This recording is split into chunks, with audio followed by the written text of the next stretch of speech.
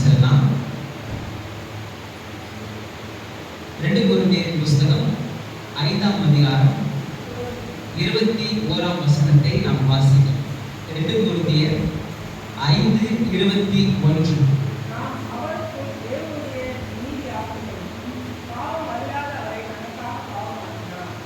தேவனுடைய வார்த்தையினால் நிறைந்த மனிதன் அப்படின்ற தலைப்பில் தான் நம்ம தொடர்ந்து புத்தகத்திலிருந்து நாம் தியானித்து வருகிறோம். ஒரு மனுஷனுக்குள்ளாக தேவனுடைய வார்த்தை நிறைந்திருக்கும் பொழுது அவன் இந்த பூமியில தேவனுடைய சித்தத்தை நிறைவேற்றுகிறது மாத்திரமல்ல, அவனுடைய சோதனை நேரத்துல ஜெயிக்கிறவனாகவும் அவனுடைய வேதனை நேரத்துல அவன் அதிலிருந்து மீண்டு வருகிறவனாகவும் இருக்கிறான். எல்லா மனிதர்களுக்கும் சோதனையும் வேதனையும் இந்த பூமியில இருக்கு. அப்படிப்பட்ட நேரங்கள்ல எந்த ஒரு மனுஷன் தன்னுடைய இருதயத்துல தேவனுடைய வார்த்தையை நிறைத்து வச்சிருக்கிறானோ அவன் அதிலிருந்து எடுத்து செயல்படுகிறான். அதான் நல்ல மனுஷன் தன் இருதயமாகிய நல்ல பொக்கிஷத்திலிருந்து நல்லவைகளை எடுத்து செயல்படுகிறான். அப்ப இருதயத்தை தேவனுடைய வார்த்தையினால் நிரப்ப வேண்டியது அவசியம். ஆண்டவராக இயேசு கிறிஸ்து தன் சோதனை நேரத்துல பிசாசை ஜெயிப்பதற்கு தேவனுடைய வார்த்தையை பயன்படுத்தினாரு. தன்னுடைய வேதனை நேரத்துல சிலுவையில தொங்கும் பொழுதும் தேவனுடைய வார்த்தையை தான் எடுத்து பயன்படுத்தாரு. அப்ப இதெல்லாம் நமக்கு ஒரு நல்ல ஒரு வழிகாட்டுதல், நல்ல ஒரு முன்மாதிரியாக இருக்குது. அது மாத்திரம் இல்ல, இந்த சத்தியங்களை நாம இருதயத்துல வைக்கும் பொழுது நாம இந்த பூமியில நம்மை குறித்து தேவனுடைய திட்டத்தை சித்தத்தை நிறைவேற்றுகிறதற்கு மிகவும் பிரயோஜனம் உள்ளதாக இருக்கு. அதன் அடிப்படையில நாம சில சத்தியங்களை நாம தியானித்து வருகிறோம். முதல்ல நாம புது சிருஷ்டி அப்படிங்கிற சத்தியத்தை தியானிச்சோம். அப்புறம் இந்த உலகத்தில் இருக்கிறவனிடம் எனக்குள்ள இருக்கிற தேவன் பெரியவர், எனக்குள்ள தேவன் வாசம் செய்கிறார் அப்படின்ற சத்தியத்தை நம்ம பார்க்கிறோம். மூன்றாவது இந்த நீதியை குறித்ததான சத்தியத்தை நாம பார்க்க வருகிறோம். ரைச்சஸ்னஸ், நீதியை குறித்ததான உபதேசங்கள். இந்த நீதியை குறித்து நாம சரியான புரிந்து கொள்ளுதல் கிறிஸ்தவ சபையில கிறிஸ்துவை ஏற்றுக்கொண்டவர்கள் மத்தியில இருக்கிறோம். நாம் நீதிமானாக்கப்பட்டு இருக்கிறோம் அப்படின்ற உண்மை நமக்கு ரொம்ப ரொம்ப அவசியமாய் தெரிந்திருக்க வேண்டிய ஒரு உபதேசமா இருக்கு. ஏன் கேட்டீங்கன்னா, தேவனிடத்திலிருந்து நன்மையை பெற்றுக்கொள்வது மாத்திரமல்ல, தேவனுடைய சித்தத்தில் நாம் நிலை நிற்பதற்கும் இந்த சத்தியத்தை நம்ம இருதயத்தில் நாம் வைக்கிறதுக்கு அவசியம். ஏன்னா சில நேரங்கள்ல தேவன் நமக்கு ஒரு பெரிய தரிசனத்தை காட்டும் பொழுது, பெரிய காரியங்களை நம்ம மூலமாய் செய்யணும் அப்படின்னு விருப்பப்படும் பொழுது நாம அதுக்கு இடம் கொடுக்க வேண்டியது ரொம்ப ரொம்ப அவசியம். நாம அதுக்கு இடம் கொடுக்கணும். ஆமா ஆண்டவரே, இதை நான் செய்யறேன், என்னுடைய சுய பலத்தினால இல்ல, ஆனா உண்மையை பலத்தினால இதை நான் செய்யறேன் அப்படின்னு நம்ம ஒப்பு கொடுக்கணும். அப்படி ஒப்பு கொடுக்கறதுக்கு இந்த நீதியை பற்றி உபதேசம் ரொம்ப ரொம்ப அவசியம். ஏன்னா நம்மை குறித்துதான தாழ்வு மனப்பான்மை, குற்ற உணர்வு நமக்கு பெருகி இருக்குமானா தேவன் நமக்கு வெளிப்படுத்துகிற அந்த மகா பெரிய திட்டத்துல நம்மளை இணைச்சிக்கவே மாட்டோம். தேவன் ஒரு பெரிய திட்டத்துல நம்மளை செயல்படும்படி நமக்கு ஒரு காரியத்தை காமிச்சாருன்னா நாம அதுல கொஞ்சம் கூட நம்மளை பொருத்தி கொள்ளவே மாட்டோம். ஏன்னா நம்மளை குறித்துதான ஒரு குற்ற உணர்வு, நம்மளை குறித்துதான ஒரு தாழ்வு மனப்பான்மை, நம்மளை குறித்துதான ஒரு ஆக்கினை தீர்வின் உணர்வு நம்மளை தேவனை கிட்ட சேர விடாம அவருடைய சித்தத்தை நம்முடைய வாழ்க்கையில் நிறைவேற விடாம செஞ்சிடும். அதனால நீதியை பற்றி தன் உபதேசத்தை நாம் தெரிந்து கொள்ள வேண்டியது ரொம்ப ரொம்ப அவசியம். ஈடபிள்யூ சொன்ன மாதிரி எந்த விதமான குற்ற உணர்வு, தாழ்வு மனப்பான்மை, ஆக்கினை தீர்வின் உணர்வு இல்லாமல் தேவனுக்கு முன்பாக நிற்கும் நிலை, அதான் நீதி. ரைச்சஸ்னஸ்னா என்ன அப்படின்னு விளக்கி சொல்றாரு. அப்ப நீதின்றது ரோமர்கள் நிருபம் 5ஆம் அதிகாரம் 17ஆம் வசனத்தின்படி அது ஒரு ஈவு, அது ஒரு கிஃப்ட், அது நமக்கு கொடுக்கப்பட்ட ஈவு. நாம சம்பாதித்ததல்ல. நீதியை பற்றி நல்லா தெரிஞ்சுக்கணும். நீதி நம்ம சம்பாதித்ததல்ல. நான் ஒரு விலைக்கிரயம் செஞ்சு நான் கொடுத்து இல்ல நான் அது தகுதியாகி நான் பெற்றுக்கொண்டது நீதி இல்லை. நீதின்றது கிஃப்ட், அது நமக்கு இலவசமாய் கொடுக்கப்பட்டிருக்கிறது. ஏன் இலவசமாய் கொடுக்கப்பட்டிருக்குன்னா, அதுக்கு விலைக்கிரயத்தை நம்மளால செலுத்த முடியாது. நம்முடைய ஜீவனே கொடுத்தா கூட விலைக்கிரயமா ஈடாகாது. அதனால ரட்சிப்புன்றது இலவசம், நீதின்றது இலவசம். இதெல்லாம் இலவசமா இருக்கு. மீட்புன்றது இலவசம், நம்முடைய பாவம் சுத்திகரிக்கப்படுகிறதுன்றது இலவசம். ஏன் இதெல்லாம் இலவசம் அப்படின்னா, இப்போ ஏதோ ஒரு பொருள் இலவசமா வருதுன்னு வச்சுக்கோங்க. ஏதோ ஒரு பொருள் இலவசமா வரும், அதுக்குன்னு அது மேனுஃபேக்சர் காஸ்டே இருக்காதுன்னா இருக்கும். அதுக்கு ஒரு மேனுஃபேக்சர்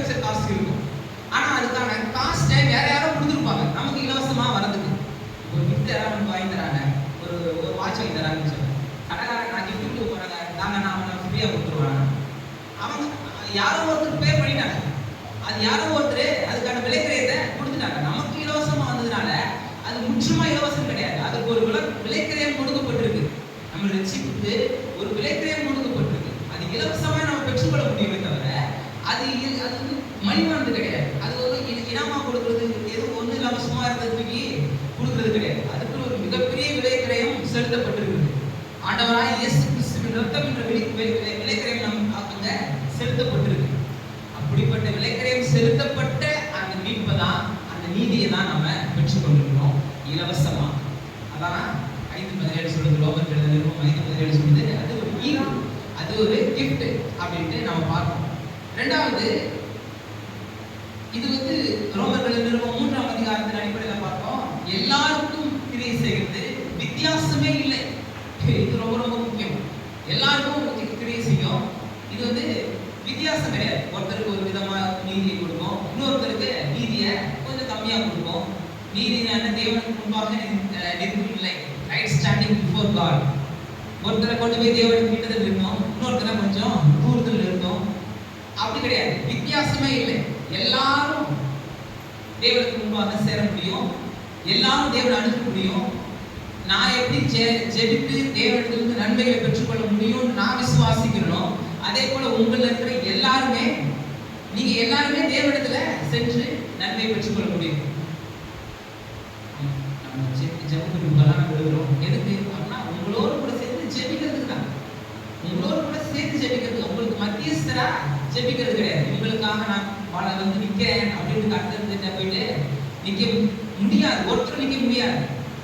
பரிந்துரை செய்யலாம். பரிந்துரை ஜெபம் நம்ம சபையில நடத்துறோம். பரிந்துரைத்து நம்ம ஜெபிக்கலாம். ஆண்டவரே அப்படின்ட்டு ஒரு ஜெப வழிகாட்டுதல்ல ஜெபத்துல உந்தி தருவதற்கு, ஒரு கூடி ஆராய்ச்சி ஜெபிக்கிறதுக்கு நம்ம நேரங்கள்ல பயன்படுத்துறது கரெக்ட்.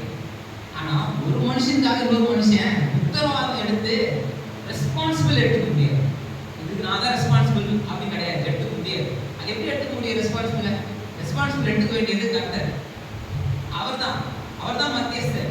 மத்தியஸ்தர் ஒருவரே, ஆண்டவராக இயேசு கிறிஸ்து அவரே. அப்ப நாம மற்றவர்களாய் ஜெபம் பண்றதுன்னா அவங்களோட கூட சேர்ந்து நாம ஜெபம் பண்றோம். நம்ம எப்படி ஜெபம் பண்ணி கர்த்தரிடமிருந்து பதிலை பெற்றுக்கொள்ள முடியுமோ, அதே போல அவங்களுக்கும் பதிலை பெற்றுக்கொள்ள முடியும். அவங்களுக்கு கற்றுத்தர வேண்டியதான் நம்முடைய கடமை. அப்ப எல்லாருக்கும் கிரியை செய்யும், வித்தியாசமே இல்லை அப்படின்றது நம்ம தெளிவா பார்க்கணும். அப்புறம் அதிக நிச்சயத்தை குறித்து நாம பார்க்கணும். எப்படி அதிக நிச்சயம் அப்படின்னா God kind of faith ன்னு சொல்லுவாங்க. தேவனுடைய அது மாதிரி God kind of righteousness மாதிரி தேவனுடைய பார்வையில நம்ம எல்லாரும் சமமாக இருக்கிறோம். இப்ப பூமிக்குரிய பார்வையில பார்த்தா ஒருத்தர் உயரமா தெரிறாரு, ஒருத்தர் குள்ளமா தெரிறாரு, ஒருத்தர் இந்த உயர மாறுபாடுகள் நம்முடைய கண்ணோட்டத்துல தெரியுது. ஒரு 20ஆவது மாடியில இருந்து பார்த்தா எல்லாருமே ஒரே மாதிரி தான் தெரிவாங்க. ஒருத்தர் ஹைட்டா இருக்கிறாரு, ஒருத்தர் குள்ளமா இருக்கிறாரு அப்படின்னு தெரியாது. இன்னும் கொஞ்சம் உயரமா போய் பார்த்தா யாரு என்ன கலர் கூட தெரியாது. எல்லாருமே மட்டையா தெரியும். தலையா தெரியுமே தவிர ஆள் இருக்கான்னு தெரியுமே தவிர அவன் நட்டையா குட்டையா படிச்சவங்களா படிக்காதவங்களா இவங்க எதுவுமே தெரியாது. அதே மாதிரிதான் இந்த பூமிக்குரிய பார்வையில நாம இவங்க நல்லவங்க, இவங்க கொஞ்சம் மோசமானவங்க, இவங்க அப்படி இவங்க இப்படி நம்ம ஒரு முடிவுக்கு வந்துடுறோம். ஆனா தேவனுடைய பார்வையில எல்லாருமே ஒன்றுதான். எல்லாருமே பாவம் செய்து தேவ மகிமையற்றவர்கள் ஆக்கப்பட்டவர்கள் தான். அப்படிப்பட்டவர்கள் தான் இலவசமாய் அவருடைய கிருபையினாலே கிறிஸ்து இயேசுவின் மீட்பை கொண்டு நீதிமான்களா மாற்றி இருக்கிறாரு. அப்புறம் அதிக நிச்சயத்தை நமக்கு கொடுத்திருக்கிறார். இதே 5:17 ரோமர் 5:17 அதிக நிச்சயம் அப்படின்ற வார்த்தை நமக்கு வருது. இப்படி நீதியாகிய ஈவு நமக்கு கொடுக்கப்பட்டு நீதியாகிய கனியை நாம் வெளிப்படுத்தும்படி, ஆவின் கனிகளை நாம் வெளிப்படுத்தும்படி இவைகளாம் நமக்கு கொடுக்கப்பட்டிருக்கிறது. கடைசியா யோவான் புத்தகம் 1ஆம் அதிகாரம், 2ஆம் அதிகாரம், 3ஆம் அதிகாரம், 3 அதிகாரங்கள்ல 3 வசனங்களை நாம கடந்த வாரத்தில் பார்த்து நிறைவு செஞ்சோம். 3 அதிகாரங்கள்ல 3 விஷயங்களை, 3 காரியங்களை நாம பார்த்து நம்ம நிறைவு செஞ்சோம். இன்னைக்கு இந்த நீதிமான் என்ற உணர்வுக்கும் நம்முடைய கிறிஸ்தவ விசுவாச ஜீவியத்திற்கும் உள்ள தொடர்பை நம்ம பார்ப்போம். நீதிமான்ற உணர்வு கிறிஸ்தவ விசுவாசத்துல நாம் வாழ்ற வாழ்க்கைக்கு இதுக்கு இடையில இருக்கிற என்ன தொடர்பு? நாம் நீதிமான்ற உணர்வு நம்மளை எப்படி கிறிஸ்தவ விசுவாசத்துல நம்மளை உந்தி தள்ளுது, நம்ம எப்படி வாழ செய்யுது, இந்த விசுவாசிக்கிற விசுவாசத்தை நம்ம எப்படி வர்த்திக்க செய்து விசுவாச ஜீவியத்துல எப்படி நம்மளை வளர செய்கிறது, இதுதான் இன்னைக்கு நம்ம பார்க்கிறோம். நீதிமான் விசுவாசத்தினால நீதிமான் பிழைப்பான். இது எப்படின்னா, தண்ணியில தான் மீன் படைக்கும். மீன் எடுத்து வந்து தரையில விட்டு அது பொழைச்சிருக்கும் அப்படின்னா படைக்காது, அது தண்ணியில தான் படைக்கும். அதே மாதிரிதான் கிறிஸ்துவை ஏற்றுக்கொண்டவன் எப்படி படைக்க முடியும்னா, விசுவாசத்தினால மாத்திரம்தான் பிழைக்க முடியும். விசுவாசம் மாத்திரமே ஒரே வழி. விசுவாசம்ன்ற ஒரே வழியினால மாத்திரம்தான் கிறிஸ்துவை ஏற்றுக்கொண்டவன் பிழைக்க முடியும். அப்படின்றது விசுவாசத்தினால் நீதிமான் பிழைக்க முடியும். அப்படின்றது நீதிக்கும் விசுவாசத்திற்கும் மிகப்பெரிய ஒரு தொடர்பு இருக்கு. அதை குறித்து தான் இன்னைக்கு நம்ம கொஞ்சம் அதிகமாக பார்க்க போறோம். 2 கொரிந்தியர் புத்தகம் 5ஆம் அதிகாரம் 21ஆம் வசனம் நம்ம வாசிச்ச வசனத்தை மறுபடியும் வாசிக்கலாம்.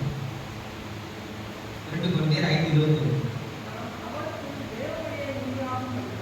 நாம் அவருக்குள் தேவனுடைய கவனிங்க. நாம் நம்மளை பற்றி சொல்றது அவருக்குள் கிறிஸ்துவுக்குள்ளாக தேவனுடைய நீதியாகும்படி, சுயநீதி பற்றி வரல, சுயநீதி பற்றிங்க இடமே இல்லை. தேவனுடைய நீதியாகும்படி பாவம் அறியாத இயேசு கிறிஸ்துவை நமக்காக பாவம் ஆக்கினார். நல்லா தெரிஞ்சுக்கணும், இயேசு கிறிஸ்து பாவத்தை சுமந்தார், பாவத்தை ஏற்றுக்கொண்டார், பாவத்தை தரித்துக் கொண்டார். எந்த அளவுக்கு உண்மை இதை நம்ம யோசிச்சு பார்க்கறதுக்கே நமக்கு ஒரு மாதிரி இருக்கு. ஏன்னா தேவனை பற்றி பார்க்கும்போது பாவத்தை பார்க்காத சுத்த கண்ணர். ஆனால் இயேசு கிறிஸ்து தன் மேல் பாவத்தை, உலகத்தின் சர்வ சிருஷ்டியின் பாவத்தை சுமந்து கொள்ளும் பொழுது பிதா தன் முகத்தை மறைச்சு கொள்றார். ஏன் நம் மீது தன் முகத்தை படாமல் மறைத்துக் கொள்ள வேண்டிய அந்த ஆக்கினையை அவர் ஏற்றுக்கொள்றார். இது எந்த அளவுக்கு உண்மையோ அதே அளவு உண்மை என்னன்னா, நாம் நீதிமான்களா மாற்றப்படுகிறோம். இயேசு கிறிஸ்து எப்படி பாவத்தை தரித்துக் கொண்டாரோ, எதுக்கு நாம் நீதியை தரித்துக் கொள்கிறோம். அவர் சுமந்த பாவத்தின் நிமித்தமாய் அவருக்கு கல்வாரி சிலுவையில பாடுபட்டார். எதுக்குன்னா, நாம நீதி தரித்து இந்த பூமியில நாம் ஒரு நல்ல வாழ்க்கையை வாழ்வதற்கு தான் அதை செஞ்சார். பாவம் அறியாதவரை பாவம் நமக்காக. இது நம்ம ஒவ்வொருத்தரும் சுதந்திரித்துக் கொள்ள வேண்டிய வார்த்தை. எனக்காக தான் செஞ்சார். எனக்கு அதாவது பர்சனலா நம்ம எடுத்துக்கிறோம். எனக்காக கர்த்தர் பாடுபட்டார், எனக்காக அவர் இந்த ரட்சிப்பை ஏற்படுத்தினார். என்னுடைய நல்வாழ்வுக்காக, என்னுடைய சுக வாழ்வுக்காக, என்னுடைய விடுதலைக்காக, என்னுடைய சேதத்துக்காக இந்த ஆத்மியை அவர் சுமந்தார். நான் நீதிமானாய் மாற்ற, என்னை நீதிமானாய் மாற்ற, என்னை வாழ வைக்க கர்த்தரை ஏற்றுக்கொண்டார். அப்படிங்கிற நிச்சயத்தை, சத்தியத்தை, உண்மையை நாம தெரிந்து கொள்ள வேண்டியது அவசியம். வேத நாம் பார்க்கிறோம், நாம துர்குணத்துல உருவாகிறோம், நாயினை பாவத்துல அப்படின்ட்டு மனிதனுடைய பிறப்பிலே ஒரு பாவம் இருக்கு அப்படின்றது நம்ம வேதத்துல நம்ம சத்தியமா பார்க்கிறோம். ஆனா இயேசு கிறிஸ்துவினுடைய பிறப்புல அப்படி கூட இல்லை. அவர் பாவம் அறியாதவர், பாவம் செய்யாதவர் மாத்திரம் இல்லை, பாவம்ன்றது அறியாதவர். அவருடைய பிறப்புல கூட பாவம் இல்லை. அவருடைய பிறப்பை குறித்து அநேகர் கேள்விகள் செய்யலாம், அநேகர் இதை செய்யலாம். தங்களை ஞானி என்று சொல்லிக் கொள்ளுங்கிற அநேகர் அதை எவ்வளவு செய்யலாம். ஆனா நான் ஒரே வார்த்தை கேட்டேன், ஐவி சிகிச்சை பற்றி உங்களுக்கு தெரியுமான்னு கேட்டேன். ஒரு விளையாட்டுத்தனமா நிறைய கேட்காம வரும், நிறைய கொஸ்டின்ஸ் வரும், நிறைய இது மாதிரி வரும். அப்பாலஜெட்டிக்ஸ்ன்னு சொல்லிட்டு ஒரு ஸ்டடியே இருக்கு. அதாவது காப்புரை கிறிஸ்தவ விசுவாசத்தை தற்காத்துக் கொள்ளுங்க. நம்ம என்ன விசுவாசிக்கணுமோ அதுக்கு அந்த டிஃபெண்டிங் த ஃபெய்த், அதாவது நம்ம விசுவாசத்தை, இதான் என் விசுவாசம், இதில் இருக்கிற உண்மையை வந்து நம்ம தற்காக்கணும். அந்த மாதிரி ஒரு சில நேரங்கள்ல இயேசு கிறிஸ்துவோட பிறப்பை பற்றி கேள்வி எடுக்கும்போது நான் வந்து ஐவி சிகிச்சை குறித்து நான் எக்ஸ்பிளைன் பண்ணி சொல்றேன். ஐவி சிகிச்சை எப்படி நான் செய்வேன். அப்ப ஒரு மாடர்ன் சயின்ஸ்ல ஒரு மனுஷனால இதை செய்ய முடியும் அப்படின்னா, பிதாவாகிய தேவனால இதெல்லாம் செய்ய முடியுமா? நம்மளை சிருஷ்டித்து தேவனால செய்ய முடியுமா, செய்ய முடியாதா? ஐவி சிகிச்சை இருக்குன்னு சொல்றேன். இந்த மாதிரியான ஒரு விஷயத்த ஒரு கண்ணி ஒரு வயிற்றுல கர்த்தர் பிறந்தார்ன்றதை ஏற்றுக்கொள்வதுன்றது ஒரு கடந்த நூற்றாண்டு மக்களுக்கு வேணா அது வந்து ரொம்ப ஒரு இதா இருக்கலாம், கஷ்டமா இருந்திருக்கலாம். எப்படி இது நடந்திருக்கும் அப்படின்ட்டு ஒரு கேள்வி இருக்கலாம். ஆனா இந்த காலத்துல நமக்கு கேள்வி எழுத வேண்டிய அவசியமே இல்லை. ஏன்னா இன்னைக்கு பண்றாங்க. செயற்கையாவே பண்றான். மனுஷன் அதுல செய்யறான். மனுஷனாலே செய்ய முடியுதுன்னா மனுஷனை சிருஷ்டித்தவரால செய்ய முடியுமா? செய்ய முடியாதா? அவரால் செய்ய முடியும்னு பதிலளிச்சு. அப்ப கிறிஸ்துவின் பிறப்பிலே அவர் பாவம் அறியாது. இப்படிப்பட்டவரை நமக்காக பாவம் மாற்றினார். நாம் நீதிமானாய் மாற அது ரொம்ப ரொம்ப அவசியம். ஒரு சில வசனங்களை நம்ம வாசிக்கலாம். ரோமர் 1:17. ரோமர் 1:17.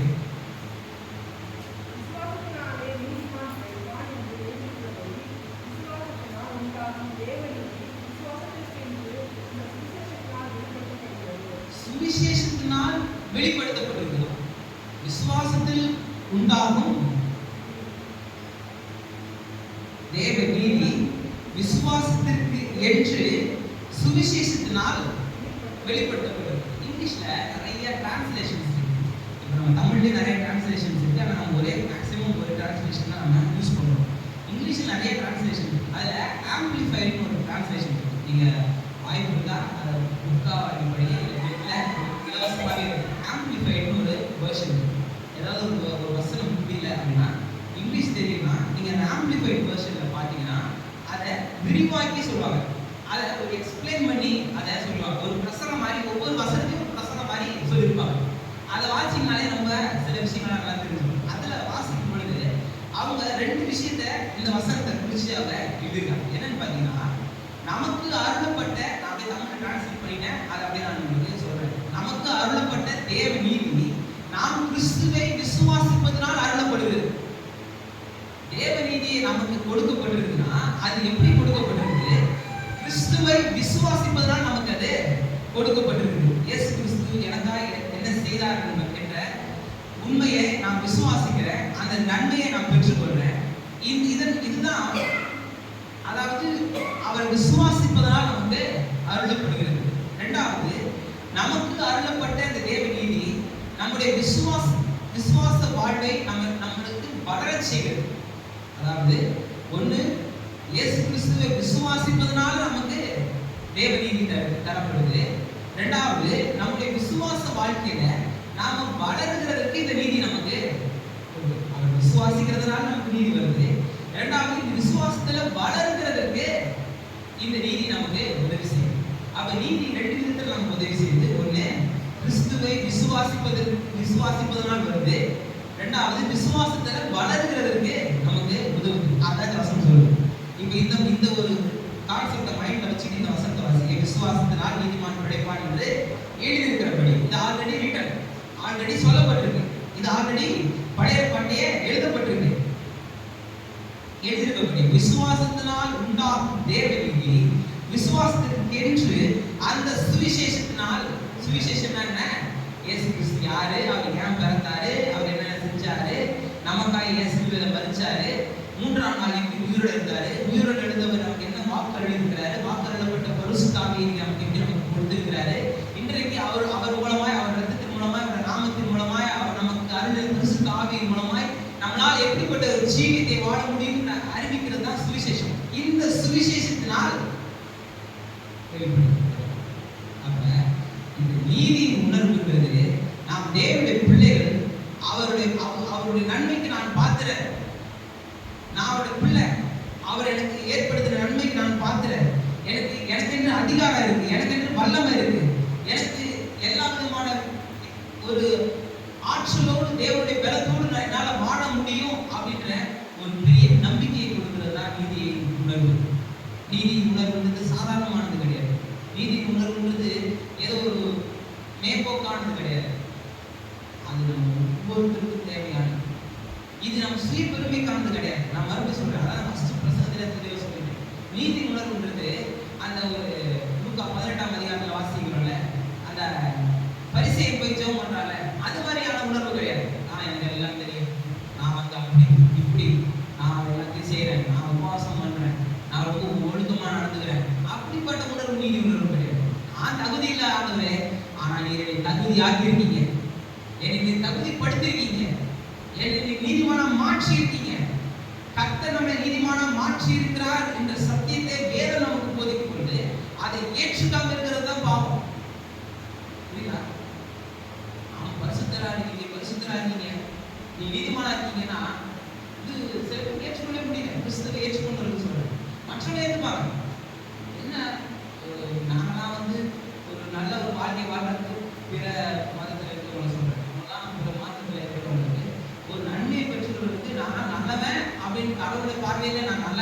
காமிக்கிறதுக்கு நான் என்னென்னமோ செய்யறேன். முடி எடுத்துக்கிறேன், குத்திக்கிறேன், உருள்றேன், பரவுறேன், என்னென்னமோ பண்றேன். இதெல்லாம் பண்ணி கடவுளுக்கு முன்னாடி போய் நிற்கிறேன். ஆனா நீ என்ன இந்த சாமியை கடவுளை உன்னை நீதிமானா மாத்திட்டாரு, நீ நல்லவனா மாத்திட்டாரு, உன்னை பரிசுத்தனாய் மாத்திட்டாரு, அதனால நீ நல்லதை செய்ய சொல்ற அப்படின்ட்டு அவங்க ஏற்றுப்பாங்க. இது பயங்கரமா இருக்கு, இது ரொம்ப ஈஸியா இருக்கு, இது ரொம்ப ஏற்றுக்கொள்ள வேண்டிய விதத்துல இருக்கு, நான் தெரிஞ்சுக்க வேண்டிய விதத்துல இருக்குன்னு ஏற்றுப்பாங்க. ஆனா கிறிஸ்தவ சபை இதை போச்சுன்னா அது எப்படி, நான் பாவி, நான் பிரதான பாவி, நான் பயங்கரமான பாவி, நான் கொடூரமான பாவி இப்படி சொன்னா நல்ல பிரசங்கம் பண்றாங்க. இவங்க அசல் என்ன சொல்லுது, எமோஷனல் போதிக்கிறது கிறிஸ்தவம் கிடையாது. உணர்ச்சிகளை தூண்டி அப்படியே ஆள வச்சு அது கிடையாது கிறிஸ்தவ பிரசங்கம். உண்மையை பேசுறது வேத வசனம் நம்ம குறித்து என்ன சொல்லுது, என்ன சொல்லுதோ அந்த தெளிவா சொல்றது. அப்ப நீதிமானாய் மாற்றப்பட்டிருக்கிறோம் அப்படின்னு பொழுது நமக்கென்று சாட்சிகள் கொடுக்கப்பட்டிருக்கு, நமக்கு அதிகாரங்கள் கொடுக்கப்பட்டிருக்கு, நமக்கென்று சத்துவங்கள் கொடுக்கப்பட்டிருக்கு, நமக்கென்று வல்லமைகள் கொடுக்கப்பட்டிருக்கு. இந்த நீதிமானாய் மாற்றப்பட்டு அதன் மூலமாய் விசுவாசத்தின் மூலமாய் நம்மளை வாழ வேண்டும். நீதிமான்ற உணர்வு வரும்போது நமக்கு விசுவாசம் வர்த்திக்க செய்யுது. இப்ப விசுவாசம் பெருக செய்யுது. தகுதியற்ற என்னை தகுதியாக இருக்கிறீங்களா ஆண்டவரே, இப்ப என்னுடைய வாழ்க்கையில நீ நன்மை செய்வீர் அப்படின்ற விசுவாசத்தை வர்த்திக்க செய்வதற்கு இந்த நீதின்ற உணர்வு ரொம்ப ரொம்ப அவசியம். நீதின்ற உணர்வு தான் நம்முடைய விசுவாச வாழ்க்கைக்கு ரொம்ப ரொம்ப அடிப்படை. வாசிக்கலாம் விசுவாசத்தை பற்றி வந்தோடனே அதனுடைய டெஃபினிஷன் நம்ம பார்க்காம இருக்க முடியாது. எபிரேயர் 11:1 வாசிக்கலாம். விசுவாசமானது நம்பப்படுகிற உறுதி, காணப்படாதவைகளின் நிச்சயம். விசுவாசத்தை குறித்து எப்படி போதிக்கிறாங்க பாருங்க. இதுவும் இந்த வசனத்தையும் ஆம்பிளிஃபைட்ல ரொம்ப தெளிவா போடுறாங்க. நிறைய ஒரு எக்ஸ்பிளனேஷனோட போடுறாங்க. ஏன்னா எப்படிலாம் போடுறாங்க பாருங்க. விசுவாசம்ன்றது நம்பப்படுகிறவைகளின் உறுதி, காணப்படாதவைகளின் நிச்சயம். இதை ஆம்பிளிஃபைட்ல சொல்றதை அப்படியே தமிழ் டிரான்ஸ்லேட் பண்ணியிருக்கேன். விசுவாசம்ன்றது நமக்கு தேவனுடைய நன்மைகளை நாம் பெற்றுக்கொள்ள ஒரு உரிமை பத்திரம், டைட்டில் டீட் அப்படினே வார்த்தை இருக்கு ஆம்பிளிஃபைட் வேர்ட்ல. நீங்க வாசிங்கன்னா பாருங்க, டைட்டில் டீடா, அதாவது உரிமை பத்திரம். விசுவாசம்ன்றது எனக்கென்று கர்த்தர் ஏற்படுத்தின நன்மைகளை நான் பெற்றுக்கொள்வதற்கு எனக்கான உரிமை பத்திரம். எழுதி கொடுத்த மாதிரி இது உனக்கு 4 பேருக்கு 4 பத்திரத்தை எழுதி கொடுத்தோம்னா எழுதி கொடுத்தது தான் செல்லுபடி ஆகும். அவங்களுக்கு யாரு கேஸ் போட்டாலும் சரி, யார் அவங்களை எதிர்த்து வந்தாலும் சரி, அவங்க தைரியமா எடுத்து காட்டலாம். எனக்கு இது எழுதி கொடுத்தாச்சு, இது எனக்கானது அப்படின்னு எழுதி கொடுத்த மாதிரி விசுவாசம்ன்றது எப்படின்னா தேவனிடத்திலிருந்து நாம் பெற்றுக்கொள்ள வேண்டிய நன்மைகளுக்கான உரிமை பத்திரம். கர்த்தரிடத்தில் நாம் நன்மை பெற்றுக்கொள்ளும் பொழுது அது உரிமையா நம்ம கேட்கறதுக்கு ஆனா உரிமை பத்திரம் தான் விசுவாசம். இரண்டாவது, proof of things we did not see, அதாவது நாம் காணாத காரியங்களுக்கு ஆதாரம், ப்ரூஃப். கண்டிப்பா நிச்சயமாய் கிடைக்கும் அப்படின்றதுக்கான ஒரு பெரிய ஆதாரம் தான் விசுவாசம். விசுவாசத்தை குறித்து நான் ஃபர்ஸ்ட் போதிச்சிருக்கேன் ஒரு நாள் பண்ணி. அது வந்து சப்ஸ்டான்ஸ் அண்ட் எவிடன்ஸ் அப்படின்ற ஒரு இதுல நான் போதிச்சிருக்கேன். ஞாபகம் ஒரு வருஷத்துக்கு போதிச்சிருக்கேன். விசுவாசம்ன்றதே சப்ஸ்டான்ஸ், விசுவாசம்ன்றதே ஒரு எவிடன்ஸ். ஒரு வீடு கட்ட போறோம் அப்படின்னா எப்படி செல்லி மண் கல்லுலாம் வந்துச்சுன்னா அங்க வீடு கட்ட போறாங்கன்றது ஒரு எவிடன்ஸா தெரியுதோ, அதே போல விசுவாசம்ன்றதும் அதுல ஒரு பொருள் மாதிரி. விசுவாசத்தை நம்ம செலுத்துறது ஒரு சப்ஸ்டான்ஸ், அது ஒரு சப்ஸ்டான்ஸ், அது ஒரு எவிடன்ஸ். மூணாவது, நம்முடைய புலனறிவுகளால இந்த புலனறிவுகளுக்கு எட்டாத காரியத்தை நிகழ்த்தி காட்டுவதுதான் விசுவாசம். ஆம்பிளிஃபைட் பைபிள் அப்படியே சொல்லுது. நம்முடைய சென்ஸ், ஐந்து புலன்களினால நமக்கு எட்டாத காரியங்களை நிகழ்த்தி காட்டுவது. நம்பப்படுகிறவர்களின் உறுதி, காணப்படாதவைகளின் நிச்சயம். அதெல்லாம் இப்ப எக்ஸ்பிளைன் பண்றாங்க. காணப்படல, என்னுடைய பார்வைக்கு அது தெரியல, என்னுடைய உணர்வுக்கு அதனால உணர்ந்து கொள்ள நான் தொட்டு பார்க்க முடியல, நான் அதை உணர முடியல, என்னுடைய சென்ஸ் எதுவுமே அதை காணவே இல்லை, அது இல்லவே இல்லை, அது பொருளே இல்லை. ஆனாலும் அது நிச்சயமாய் நடக்கும்னு நம்புறது தான் விசுவாசம். சுகத்தை குறித்து நம்ம பார்க்கிறோம். பலவீனத்துல ரொம்ப பலவீனமா இருக்கு, சுகவீனமா இருக்கு. அதன் மத்தியில எனக்கு கர்த்தர் சுகத்தை கொடுப்பாருன்னு நம்ம விசுவாசிக்கிறது எப்படின்னா, எவிடன்ஸ் கண்ணால பார்க்கறது என்னது, அந்த சுகவீனத்தினால் வருகிற ஒரு பலவீனத்தை எவிடன்ஸ் அந்த அதன் மத்தியில கர்த்தர் எனக்கு சுகத்தை தருகிறார், எனக்கு பலத்தை தருகிறார், எனக்கு சத்துவத்தை தருகிறார், எனக்கு சமாதானத்தை தருகிறார், எனக்கு நிம்மதியை தருகிறார் அப்படின்ட்டு அது இல்லாத நேரத்துல நாம் விசுவாசிக்கிறோம்ல. எப்படி விசுவாசிக்கிறோம்? கர்த்தர் எனக்கு செய்கிறார் அப்படின்ட்டு, கர்த்தர் எனக்கு நிச்சயமாய் செய்வார் அப்படின்றதை நம்ம பண்றோம்ல, அதுதான் விசுவாசம். இதுதான் காட் கைண்ட் ஆஃப் ஃபெய்த். அதுல இந்த விசுவாசம்ன்றது எப்படி செயல்படுது அப்படின்றதுக்கு ஒரு பெஸ்ட் எக்ஸாம்பிள் பார்த்தீங்கன்னா 3ஆம் வசனம் 11:3 எபிரேயர் 11:3. விசுவாசத்தினாலே நாம் உலகங்கள் தேவனுடைய வார்த்தையினால் உண்டாக்கப்பட்டதென்று இவ்விதமாய் காணப்படுகிறவைகள் தோன்றப்படுகிறவைகளால் உண்டாகவில்லை என்று அறிந்திருக்கிறோம். இவ்விதமாய் காணப்படுகிறவைகள் தோன்றப்படுகிறவைகளால் உண்டாகவில்லை. அப்படி அதாவது தேவன் இந்த உலகத்தை சிருஷ்டிக்கும் பொழுது சிருஷ்டித்திருக்கிறார். அதாவது create from nothing, create from something இல்லை, கிரியேட் ஃப்ரம் நத்திங். எப்படின்னா ஏதோ ஒரு பொருளை ஏற்கனவே இருந்த சில விஷயங்களை வைத்து அதை கொலாப்ஸ் பண்ணி அதை ரீக்ரியேட் பண்ணி பண்ணது சிருஷ்டிப்பு கிடையாது. அதான் காணப்படுகிறவைகள் தோன்றப்படுகிறவைகளால் உண்டாகவில்லை. ஏற்கனவே ஒன்று இருந்துச்சு, அதை ரீக்ரியேட் பண்ணி அதை மறுஉருவாக்கம் செய்து இது உண்டாக்கப்பட்டது இந்த உலகம் அப்படின்றது கிடையாது. நாம காண்கின்ற இந்த பிரபஞ்சம் முழுக்க தேவன் தன்னுடைய சித்தத்துல வைத்து அதை தன்னுடைய வாயின் வார்த்தையினால வெளிப்படுத்தி சிருஷ்டித்திருக்கிறார். அதுக்கு முன்னாடி அவருக்கு ஒரு கிளியரான பிளான் இருந்துச்சு. இதை நம்ம எங்க பார்க்கலாம்னு பார்த்தா ஆதியாகமத்தின் புஸ்தகம் 1ஆம் அதிகாரம் 26ஆம் வசனத்துல நீங்க வாசிச்சு பார்த்தீங்கன்னா, பின்பு தேவன் நம்முடைய சாயலினால் நம்முடைய சாயலின்படியோ நம்முடைய ரூபத்தின்படியோ மனுஷனை உண்டாக்குவோமாக அப்படின்றாரு. யார்கிட்ட பேசுறாரு? அவரே அவருக்குள்ள பேசிக்கிறார். இந்த மனுஷனை உண்டாக்குறதுக்கு தான் முன்னாடி இருந்த 6 நாளும் வேலை செஞ்சுட்டு இருக்கிறாரு. ஒவ்வொரு நாளா ஒவ்வொரு காரியங்களா ஒவ்வொரு விஷயமா எவாலுவேட் ஆகுது. நீங்க எவாலுவேஷன் தியரி எடுத்து பார்த்தீங்கன்னா நிறைய காரியங்கள் வந்து அப்படியே ஒத்து போகும். ஃபர்ஸ்ட் என்ன உருவாச்சு, 2வது என்ன உருவாச்சு, 3வது என்ன உருவாச்சு, நீர்வாழ்வு நகர்கள் உண்டாச்சு, அப்படியே அறிவியலுக்கு ஒத்து போகும். அறிவியல் தான் இதுக்கு ஒத்து போகணும். ஏன்னா இதுதான் உண்மை. இதுல இருந்து ஏன்னா அறிவியலுக்கு மாற முடியல, சயின்ஸ்ன்றது மாற முடியாது. அப்படின்னு சொல்றாங்க. ஒரு விஷயத்த சொல்லுவாங்க, ஒரு 10 வருஷம் கழிச்சு ஒரு ஆராய்ச்சியாளர் இல்லைங்க நியூட்டன் சொன்னது தப்புன்னு சொல்லிட்டு ஐன்ஸ்டீன் சொல்லும்போது எல்லாருமே ஏற்றுட்டாங்க. எல்லாருமே அதை இது பண்ணாங்க, சில பிரமாணங்களை. அப்படி அதுக்கு மாறக்கூடியது. ஆனா இது மாறாது. இவங்க இதை கண்டுபிடிச்சிட்டே இருக்கிறாங்க தவிர இன்னும் இதுல வரணும். இன்னும் சொல்ல போனா டக்குனு என்ன சொல்லிருக்காங்க, டார்வினுடைய தேதி தெரியுமா? டார்வின் என்ன சொன்னாரு தெரியுமா? டார்வின் கடைசி என்ன சொன்னாரு தெரியுமா? டார்வின் சொல்றது சொல்றாங்க எவல்யூஷன் தியரி பத்தி.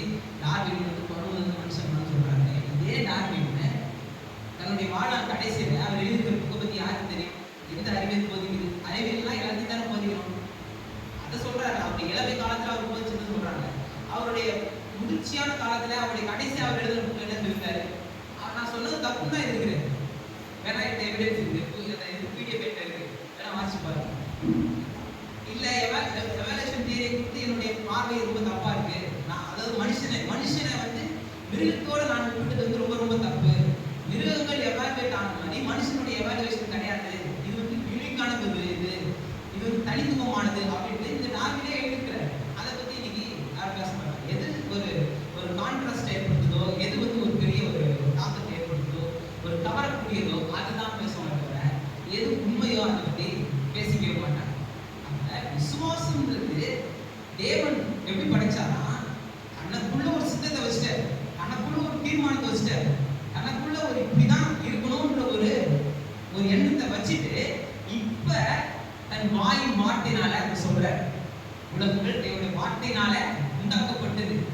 இவ்விதமாய் காணப்படுகிறவர்கள் தோன்றப்படுகிறவர்களால் உண்டாக்கப்பட்டதில்லை. எல்லாமே அவருடைய சித்தத்திலிருந்து அவருடைய வாயின் வார்த்தையின் மூலமாய் நம்ம வாழ்க்கையில கூட நம்ம எதிர்காலம் எப்படி இருக்கணும் அப்படின்ற திட்டம் உங்களுக்குள்ள இருக்கணும். 3வது ஆளுக்கு கேட்டுக்கூடாது, எப்படி இருக்குன்னு தெரியல, கொஞ்சம் முடிச்சு பண்ணுங்க, உட்காருங்க. கரெக்டாக உங்களுடைய ஜபத்தை கேட்கறது, உங்களுக்குள்ள பேசுற, உங்களுக்கு திட்டத்தை வெளி வெளிப்படுத்துகிற தேவன் நம்முடைய தேவன். எல்லாருக்கும் செயல்படும், வித்தியாசமே இல்லை. இதான் நம்ம பார்க்கிறோம். நமக்கு தேவன் தன்னுடைய திட்டத்தை வெளிப்படுத்துவார். ஆண்டவரே, என் வாழ்க்கை எப்படி இருக்கும் அப்படின்னு கேளுங்க. அந்த சித்தத்தை மனசுக்குள்ள வைங்க. விருப்பத்தையும் செய்தியும் நம்ம உள்ள வைக்கிற தேவன் நம்முடைய தேவன். அதை குறித்து நம்ம பார்த்துருக்கோம். நமக்குள்ள விருப்பத்தை வச்சிருக்கிறார். அந்த விருப்பத்தை மனசுல வச்சுக்கிட்டு அதன் அடிப்படையில் ஜெபம் பண்ணுங்க. ஆண்டவரே, எனக்கு என்று ஏற்படுத்தப்பட்ட இந்த நல்ல வாழ்க்கைக்காக ஸ்தோத்திரம். இப்படிப்பட்ட வாழ்க்கையை எனக்கு ஏற்படுத்தி கொடுத்திருக்கிறேன், உங்களுக்கு நன்றி சொல்லி ஜெபம் பண்ணுங்க. அந்த தேவனின் பிள்ளைகள் நீங்கள் என்பதை அப்படிதான் நீங்க வெளிப்படுத்த முடியும். தகப்பன் எப்படியோ அப்படிதான் பிள்ளைங்கிற மாதிரி நாம் பிதாவாகிய தேவனால் நாம் உண்டாக்கப்பட்டிருக்கிறோம். அவருடைய பிள்ளைகள் நாம் அப்படின்னா அவர் எப்படி செஞ்சாரோ அதே போலதான் நம்முடைய வாழ்க்கையில இருக்கிற வெறுமையை, இல்லாமையை, பொல்லாத காரியங்களை, அதாவது இருளை எல்லாவற்றையும் நீக்குவதற்கு, எல்லாவற்றையும் மாற்றுவதற்கு கர்த்தர் நமக்கு சத்துவத்தை கொடுத்திருக்கிறார், பலனை கொடுத்திருக்கிறார், வல்லமையை கொடுத்திருக்கிறார். ஆமென்.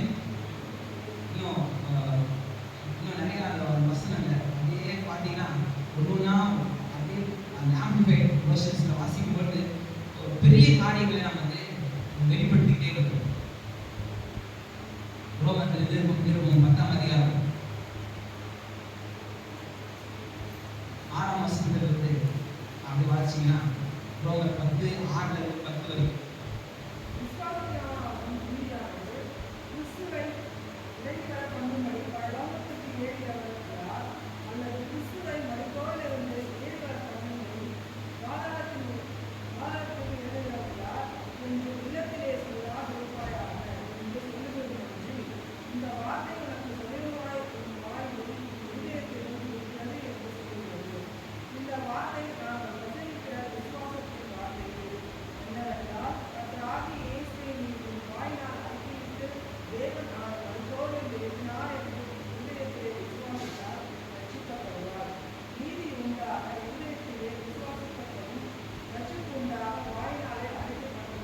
நீதி உண்டாக இருதயத்துல விசுவாசிக்கும்.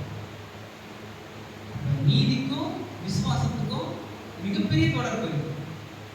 நம்முடைய விசுவாச வாழ்க்கையில நாம் வளர்கிறதுக்கு தேவன் நமக்கு அருளின நீதி ரொம்ப ரொம்ப அவசியம். இந்த நீதி நமக்கு உண்டாகிறதுக்கு நாம இருதயத்தில் விசுவாசிக்க வேண்டியது அவசியம். ரெண்டும் ஒன்றோடு இன்டர் கனெக்ட். தேவன் நமக்கு அருளின நீதினா நம்முடைய விசுவாச வாழ்க்கையில நாம வளர்கிறதுக்கு, அதுல பெருகிறதுக்கு, அதுல முன்னேறுகிறதுக்கு தேவன் நமக்கு அருளின நீதி நமக்கு ஒரு பெரிய உந்துதலா இருக்கு. உதாரணத்துக்கு கர்த்தர் நமக்கு ஒரு பெரிய வாக்குத்தத்தத்தை கொடுத்திருக்கிறார் அப்படின்னா, ஆண்டவரே இந்த வாக்குத்தத்தத்துக்கு நான் தகுதியற்றவன், எனக்கு வந்து இது தகுதியே இல்லை அப்படின்ற எண்ணம் வந்துச்சுன்னா அந்த காரியத்தை நான் பெற்றுக்கொள்ள முடியாது. அப்ப கர்த்தர் அருளின நீதியை நான் பெற்றுக்கொண்டிருக்கிறேன், சுயமாய் தகுதியில் ஆண்டவரே, ஆனா நீங்க எனக்கு தகுதிப்படுத்திருக்கீங்க அப்படின்ற உணர்வு எனக்கு வரும் பொழுது என்னுடைய விசுவாச வாழ்க்கையில நான் முன்னேறுகிறதுக்கு அது உதவுது. ஆனா இந்த நீதி எனக்கு கர்த்தர் கொடுத்திருக்கிறாருன்னு எனக்கு அப்ளை பண்ண வேண்டியது விசுவாசம் தான். இப்படி அப்படியே ஒரு சர்க்கிள் மாதிரி, ஒரு இன்டர் கனெக்ட் மாதிரி. நீதி உண்டாக இருதயத்துல விசுவாசம், வெற்றியும் உண்டாக, அதாவது நீதியும் சரி, நீதியின் மூலமாக வருகிற விசுவாசமான சரி, இல்ல நீதியை செயல்படுத்துகிற, நீதியை அப்படியே ஆகிற விசுவாசமான சரி, இது எல்லாம் ஒரு நிறைவேறுதலுக்குள்ளாக வர, இதெல்லாம் ஒரு பிராக்டிக்கல் லைஃப்க்குள்ளா வர, இதெல்லாம் காணக்கூடிய விதத்துல வருகிறதுக்கு அதுக்கு நம்முடைய விசுவாசத்தை நடைமுறைப்படுத்த வேண்டியது அவசியம். ரட்சிப்புண்டாக வாயினால் அறிக்கை செய்யப்படும், அது ஒரு செயல். அப்ப இருதயத்துல விசுவாசிக்கிறத செயலினால் நாம் வெளிப்படுத்த வேண்டியது ரொம்ப ரொம்ப அவசியம். நீதி உண்டாக விசுவாசிக்கப்படும், ரட்சிப்பு உண்டாக வாயினால் அறிக்கை செய்யப்படும். வாயினால் அறிக்கை செய்யப்படும்னா அது செயல். நம்முடைய என்ன விசுவாசிக்கிறோமோ அதை செய்கிற செயல். ஃபர்ஸ்ட் இந்த 6ஆம் வசனத்துல பாத்தீங்கன்னா அதை வந்து இன்னொரு சமகால மொழிபெயர்ப்பு, இலங்கை சமகால மொழிபெயர்ப்பு ஒரு மொழிபெயர்ப்பு, அதுல ரொம்ப தெளிவா போட்டிருக்கு. என்ன சொல்றது? விசுவாசத்தின் ஊடாக நீதிமானாக்கப்படுவதை குறித்தோ வேத வசனத்தில் இவ்விதமாய் சொல்லப்படுகிறது: யார் பரலோகத்திற்கு ஏறி செல்வார், அதாவது கிறிஸ்துவை கீழே அழைத்து வருவதற்காக என்று உன் இருதயத்தில் யோசிக்காதே. அல்லது யார் பாதாளத்திற்குள்ளே இறங்கி செல்வார், அதாவது கிறிஸ்துவை இறந்தோரிலிருந்து எழுப்பி மேல் அழைத்து வருவதற்காக என்று யோசிக்காதே. வேத வசனம் உண்மையில் என்ன சொல்கிறது? இறைவனின் வார்த்தை உன் அருகே உள்ளது. கடவுள் வார்த்தை இருந்தா பக்கத்துல இருக்கு, உங்க கூடவே இருக்கு, உங்க கிட்ட இருக்கு. அப்படி என்ன பண்றது?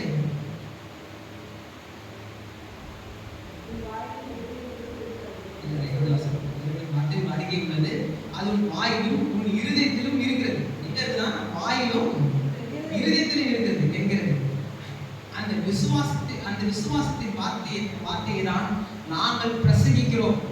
அதாவது இயேசுவே ஆண்டவர் என்று உங்கள் வாயினால் அறிவித்து இறைவன் அவரை மரணத்தில் இருந்தோரிலிருந்து உயிருடன் எழுப்பினார் என்று உங்கள் இருதயத்தில் விசுவாசித்தால் நீங்கள் மீட்கப்படுவீர்கள்.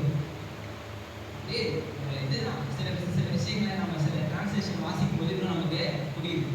அதாவது நீதிங்கிறது ஒரு சுயக்கிரியினால நீ பரலோகத்துக்கு போயிட்டு கடலை கொண்டு வரப்போறது கிடையாது. ஒரு சுயக்கிரியினால நீ பாதாளத்துக்கு ஏறி போயிட்டு வரப்போறது கிடையாது. அவனுக்கு எழுப்பி வரப்போறது கிடையாது. ஆனா அது கூடவே இருக்கு. நீதின்றது அந்த ஈவு கூடவே இருக்கு. விசுவாசம் செயல்பட வைக்கிறது அப்படின்ட்டு ரொம்ப தெளிவா நமக்கு இன்னொன்னு, விசுவாசன்றது அது மேஜிக் மாதிரி தெரிஞ்சாங்க. அது மேஜிக் கிடையாது. நல்லா தெரிஞ்சு விசுவாசம் மேஜிக் மாதிரி செயல்படும். ஆனா அது மேஜிக் கிடையாது. நீங்க வந்து விசுவாசிங்க. ஒரு உதாரணத்துக்கு சொல்ற, தலைவலி இருக்கு, தலைவலி இல்லை விசுவாசிக்கிறது சரியாயிரும். உங்களுக்கு கஷ்டத்துல யாரும் சொல்லும்போது நான் சொல்றேன்ல, இல்ல சரியாயிரும் நான் சொல்றேன், சொல்லும்போது சொல்றேன். மேஜிக் கிடையாது. மாறும் அப்படின்னு சொல்றது மேஜிக். அப்படி புஷ்ட்டு ஒரு கையில இருந்து ஒளி வந்து அப்படி கிடையாது. ஒரு மேஜிக் கிடையாது. ஆனா மேஜிக் மாதிரி செயல்படும். ஒரு டக்குன்னு பார்த்தா ஒரு பிரச்சனை இருக்கும், அது அப்படியே மறைஞ்சு போயிடும். ஒரு பெரிய எதிர்பார்ப்பு இருக்கும், அதெல்லாம் அப்படியே நீங்கி போயிடும். ஒரு பெரிய காரியங்கள் இருக்கும், அதெல்லாம் அப்படியே நமக்கு சந்திக்கப்படும்.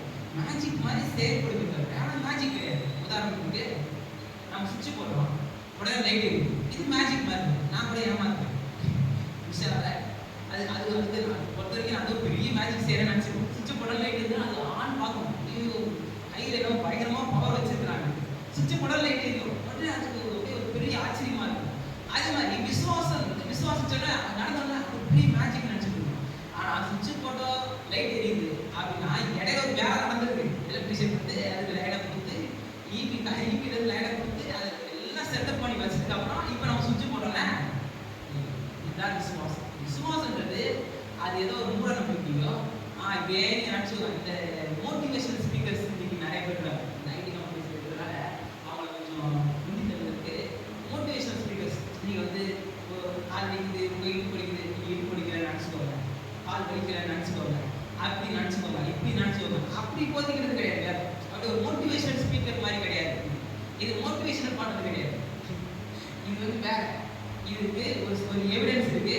இதுக்கு ஒரு காரணம் இருக்கு. நான் சொல்ல எதுவுமே ஒரு காரணத்தை நம்ம தெரிஞ்சுக்கணும். கர்த்தர் நன்மை செய்யறாங்க, அதுக்கு ஒரு காரணம் இருக்கு. இப்ப விசுவாசம்ன்றது ஒரு காரணம் இருக்கு. என்னன்னா நம்ம சுவிட்ச் போட்டோம்னா லைட் எரியுற மாதிரி ஒரு மேஜிக் மாதிரி செயல்படுறாங்க. ஆனா அதுக்கு பின்னால அதை செயல்படுத்துறதுக்கான திட்டத்தை, அந்த வழியை, அந்த ஆற்றலை, அந்த பலத்தை கொடுத்துட்டு யாரு? கர்த்தர் கொடுத்துட்டு. இப்ப விசுவாசிப்பீங்களா? இப்ப விசுவாசி. ஏன்னா விசுவாசி, நம்முடைய விசுவாசம் உலகத்தை ஜெயிக்கிற ஜெயம் வசனம் சொல்லுது.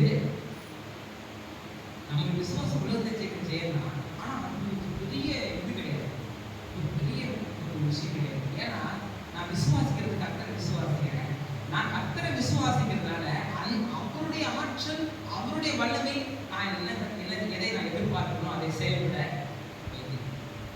அது நமக்கு நிறைவேற்ற நீதி உண்டாக இருதயத்தில் விசுவாசிக்கிறதோ, வெற்றி உண்டாக வாயினால் அறிக்கை செய்யும். என்ன விசுவாசிக்கிறீங்களோ தைரியமாக அறிக்கை செய்ய நம்ம அனைவரும்